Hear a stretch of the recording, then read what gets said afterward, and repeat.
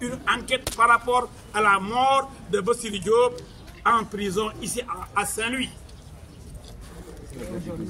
Nous maintenant, aussi, nous présentons nos condoléances à l'un de nos clients dont le père est décédé en voulant venir assister à son procès. Donc vous avez vu qu'il y a eu tellement de dégâts collatéraux dans cette affaire. 81 personnes interpellées. Pourquoi?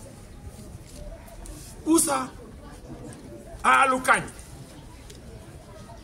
Après Thiès, en allant vers Dakar, pour des faits qui se seraient déroulés à Saint-Louis.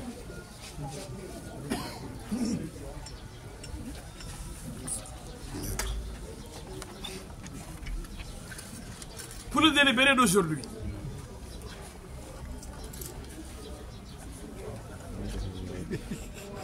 nous sommes déçus. Mais nous ne sommes pas surpris. Nos clients sont totalement innocents. Et nous avons soulevé une exception tout à fait au début. L'article 5 du règlement 5 de l'UEMOA dit que les avocats peuvent assister leurs clients dès leur interpellation. Et la violation de ce droit à l'assistance d'un avocat annule toute la procédure. Et de Aloukagne au commissariat central de Saint-Louis, on n'a jamais notifié aux 81 personnes interpellées leur droit de se faire assister d'un avocat. Et c'est pourquoi, aujourd'hui, on ne veut même pas donner suite à notre requête. Parce que notre requête établit que nos clients arrêtés n'ont pas bénéficié de l'assistance d'un avocat et on les a traînés de Aloukagne à Saint-Louis sans aucun avocat. Et eux-mêmes parlent de torture. Ce que conteste monsieur le procureur. Mais nos clients sont formels. Ils ont été torturés. Alors, s'ils avaient un avocat, c'est ça l'intérêt d'avoir un avocat. Les avocats auraient pu être là pour empêcher des tortures. Nous avons soulevé cette exception et elle a été rejetée. Nous allons faire appel parce que cette exception est valable. Nos clients n'ont pas joui de tous leurs droits. Maintenant, pour le reste, il y a eu des relax. Peut-être une trentaine. Il y a des condamnations, 3 pour 3 ans, ferme. Je crois 5 pour 2 ans, dont 6 mois ferme. Les autres, 6 mois avec sursis, 3 mois avec sursis.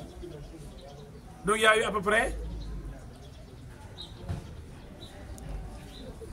60 qui vont peut-être aujourd'hui découvrir la liberté et rentrer chez eux. Mais le reste, la détention de ces prévenus ne s'explique guère. Ces jeunes n'ont pas tué, ils n'ont pas agressé. Ils étaient en train de suivre un cortège, ils n'avaient même pas le temps de se bagarrer ou de chamailler. Donc, on les a pris parce qu'ils étaient dans la délégation de Barthélémy Diaz, qui aujourd'hui, comme vous le savez, fait l'objet de toutes les tracasseries, qui est pourchassé, qui est combattu, qui est malmené, qui perd même, pour le moment provisoirement, parce qu'il y a eu des recours, son poste de député et celui de maire de Dakar. Ceci explique cela. Il y a eu une entreprise de destruction massive du camp de Barthélémy Diaz, d'abord de Barthélémy et de tous ceux qui sont avec lui. Ça aussi, il faut le dénoncer.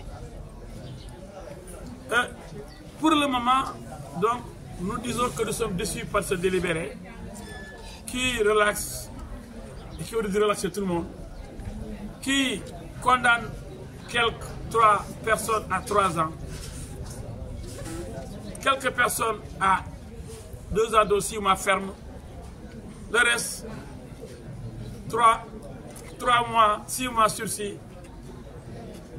Ce qui explique qu'en réalité, des jeunes sont restés ici à la prison de Saint-Louis pendant 2 mois et plus, sans raison aucune.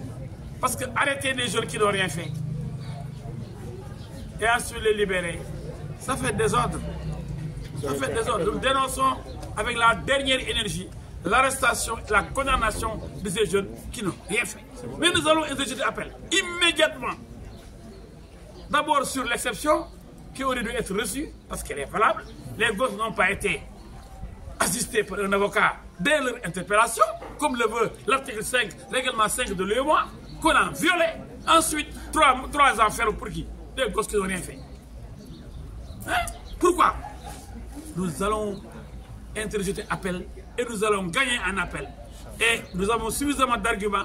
Il n'y a eu aucun témoignage, aucun argument, aucun élément corroboré par une preuve rapportée à la barre et discutée contradictoirement.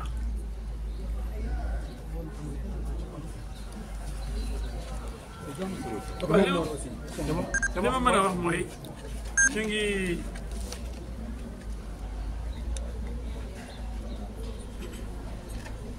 ñu ngi metti lu ci di ñaanal sunu client Bassirou Diop bi fi jógee yàlla xare ko àjjana na xëy na bi ko jàppatoon tey du dee ndax mettit àndut ak xol buy metti ku am xol feebar xol la ñu wax bu ñu la tegee mettit wala ñu dóor la mën na tax sa feebar gën a accéléré nga jëlee fa crise cardiaque daal di dee kon bu ñu gëmloo ni Bassirou dafa dee naturellement comme ni ko ministre de la justice waxee ni moo tax enquête du am mais ministre de la justice pourquoi muy tere enquête am mais dee bu amee prison ñu ne dañu ne dóor alukaañ kenn weddiwul dóor yi alors médecin bi neewul moo naturel comme ni ko ministre waxee dafa ne rek amoon ay problème cardiaque waaye amoon na condition ci tempe droite bi alors ay donc ay tëccu lan na ko tëcc parce que du ay wéq loolu si ko jéem a xool xam moo ko condition yi fan la jógee médecin bi wax na ko mais loolu yëpp intéressé wul ministre bi ñun ñooy défendre ki fi jógee ci gëm ni xëy na du ko jàppatoon maltraité ko dara du ko jot xëy na feebar boobu mënoon a dem léegi expert nañ ko mën a dund ak moom ay at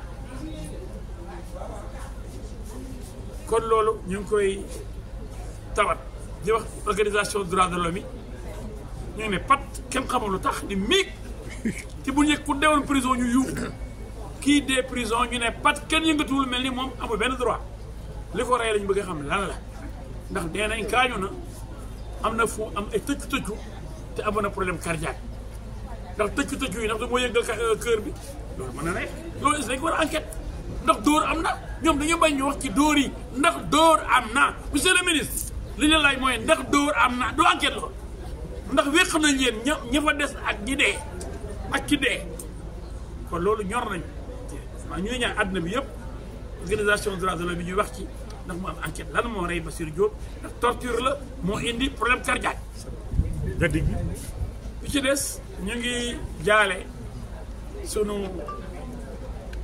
client bi nga xam ni di bàyyam di ñëw ci procès bi la accidenté ñàkk bakkanam yooyu yëpp am na fi loo xam ne xëy na yi arrestation ba amutoon yëpp fi am kon dégâts yi bëri nañ ci mënoon a ñàkk nag acharnement bi jaay doole bi taxañ leen di leen allukaan ci ginnaaw kees indi leen ba Saint-Louis téye leen fi di leen toroxal loolu it métti na te lu gàcce la bu loolu weesoo ñu ñëw ci atte tey bi neexuñu amuñu lu ñu neex ci atte bi ndax dañoo jël exception loolu mooy teg loo xam ne yoon moo ni bu dee atte bi jàpp bi jaarul yoon dañ leen di wax dem leen ñibbi seen kër kenn du atte dara loolu mooy la forme moom nañu njëkkee ci droit exception boobu lan la mooy l'article 5 règlement 5 UEMOA moo ni bu ñu ooyee di wax ma jàpp ne oo rek da nga koy yëgali ko am nga droit jël avocat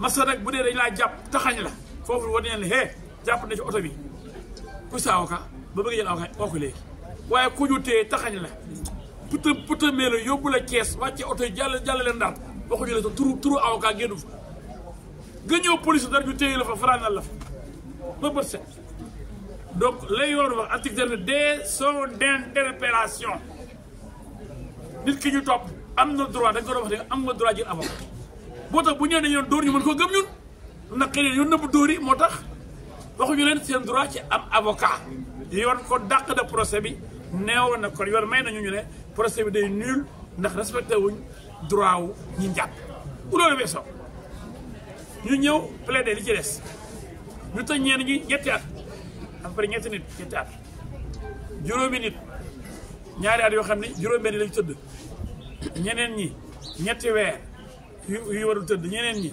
juróom-benn weer yu jul tëdd donc boo ko seetloo ba ci biir am na au moins juróom benn fukk yoo xam ni dañoo war a ñibbi seen kër tey mais ñooñu jàppale noonu lu muy jëriñ même jàpp ñëpp waruñu ci wane jàpp kenn ndax amuñ benn preuve ndax bi ñu leen àtte ci baar bi yoon dafa ni il faut moom preuve bu ñu indi ci kanamu tribunal bi ñu werante ba xam ba juge bi xool ni kii mu am dëgg mais amul benn témoignage ci biir tribunal bi à part ay parties civiles yu dof-doflu naan xamee naa kële xamee naa kee ki mënu amul ku ko di loolu dëgg la donc amul preuve moo tax boo seetloo sax parties civiles yu bëri dañuy débouté parce que ñëpp lañ ni jóge leen fële voilà kon caaxaat bëri na ci lool bu ko taxal ay nit bëri na ci lool mais firnde bi yoon wax benn firnde amul tribunal kenn benn témoignage ñëw ca baar bi ni maa fekkee kii di dóor kii maa fekkee kii di sàcc kii benn témoignage ci baar bi amul kon yoon noonu la mën a ñëwee